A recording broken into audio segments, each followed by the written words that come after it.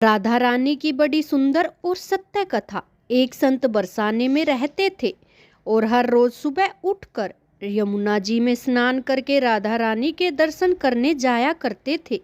यह नियम हर रोज का था। जब तक राधा रानी के दर्शन नहीं कर लेते थे तब तक जल भी ग्रहण नहीं करते थे। दर्शन करते करते तकरीबन उनकी उम्र 80 वर्ष की हो गई थी। आज सुबह हर रोज की तरह उठे और यमुना में स्नान किया और राधा रानी के दर्शन को चले गए। मंदिर के पट खुले और राधा रानी के दर्शन करने लगे। दर्शन करते करते संत के मन में भाव आया कि मुझे राधा रानी के दर्शन करते करते आज 80 वर्ष हो गए, लेकिन मैंने आज तक राधा रानी को कोई भी वस्त्र नहीं चढ़ाया। यह विचार कर संत जी के मन में आया कि जब सभी मेरी राधा रानी के लिए कुछ ना कुछ लाते हैं तो मैं भी अपनी राधा रानी के लिए कुछ ना कुछ लेकर जरूर जाऊंगा। लेकिन क्या लेकर जाऊं जिससे मेरी राधा रानी खुश हो जाए। और संत जी यह सोचकर अपनी कुटिया में आ गए। सारी रात सोचते सोचते सुबह हो गई। उठकर स्नान किया और आज अपनी कुटिया में ही राधा रानी के दर्शन पूजन किए। दर्शन के बाद मार्केट में जाकर सबसे सुंदर वाला लहंगा चुनरी का कपड़ा लाए और अपनी कुटिया में आ करके अपने हाथों से लहंगा चुन्नी को सीला और सुंदर से सुंदर उस लहंगे चुनरी में गोटा लगाए। जब पूरी तरह से लहंगा चुनरी को तैयार कर लिया तो मन में सोचा कि इस लहंगा चुनरी को अपनी राधा रानी को पहनाऊंगा तो बहुत ही सुंदर मेरी राधा रानी लगेगी।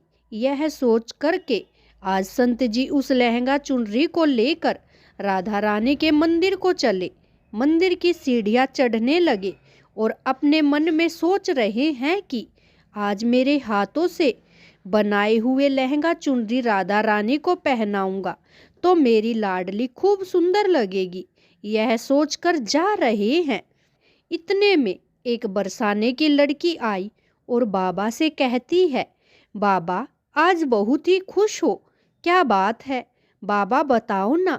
तो बाबा ने कहा कि लाली आज मैं बहुत ही खुश हूँ। आज मैं अपने हाथों से राधा रानी के लिए लहंगा चुनरी बना कर लाया हूँ।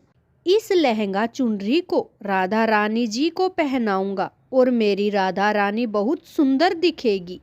उस लड़की ने कहा, बाबा मुझे भी दिखाओ ना आपने लहंगा चुन्नी कैसी बनाई है।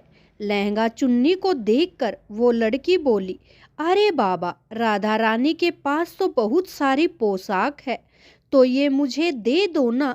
तो महात्मा बोले कि बेटी तुमको मैं दूसरी बाजार से दिलवा दूंगा, ये तो मैं अपने हाथ से बनाकर राधा रानी के लिए लेकर जा रहा हूँ, तुमको और कोई दूसरा दिलवा दूंगा। लेकिन उस छोटी सी लड़की ने उस महात्मा का दुपट्टा पकड़ लिया। बाबा मुझे तो यही लहंगा चुन्नी चाहिए। पर संत भी जिद करने लगे कि दूसरी दिलवाऊंगा, ये नहीं दूंगा। लेकिन वो बच्ची भी इतनी तेज थी कि संत के हाथ से छुड़ा लहंगा चुन्नी को छीन कर भाग गई। अब तो बाबा को बहुत ही दुख लगा कि मैंने आज तक राधा रानी को कुछ नहीं चढ़ाया था, लेकिन जब लेकर आया तो वह लड़की लेकर भाग गई। मेरे तो जीवन ही खराब है, अब क्या करूँगा। यह सोचकर वह संत उसी सीढ़ियों पर बैठ गया। इतने में कुछ संत वहां आए और पूछा, क्या बात है बाबा, आप क्यों रो रहे हैं। तो बाबा ने उन संतों से पूरी बात बताई। संतों ने बाबा को समझाया और कहा कि आप दुखी मत हो, कल दूसरी लहंगा चुन्नी बना के राधा रानी को पहना देना।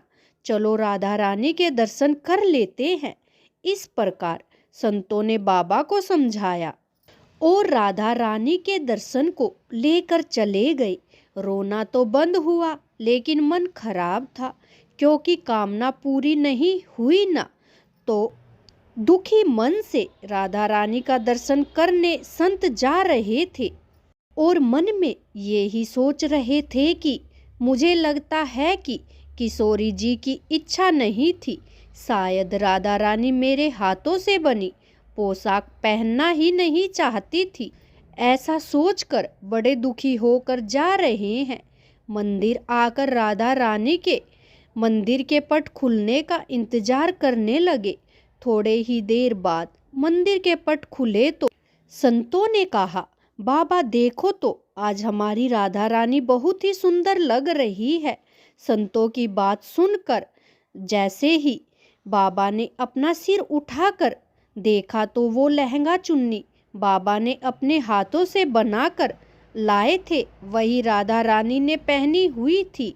बाबा बहुत ही खुश हो गए और राधा रानी से कहा, हे राधा रानी, आपको इतना भी सब्र नहीं रहा कि आप मेरे हाथों से मंदिर की सीढ़ियों से ही लेकर भाग गई, ऐसा क्यों? सर्वेश्वरी राधा रानी ने कहा कि बाबा, आपके भाव को देखकर मुझसे रहा नहीं गया और ये केवल पोशाक नहीं है, इसमें आपका प्रेम है।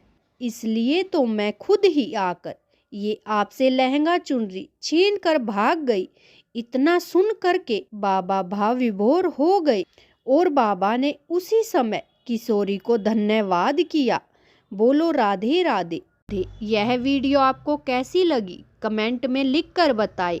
ऐसी ही वीडियो देखने के लिए चैनल को सब्सक्राइब कीजिए। वीडियो देखने के लिए आपका बहुत बहुत धन्यवाद।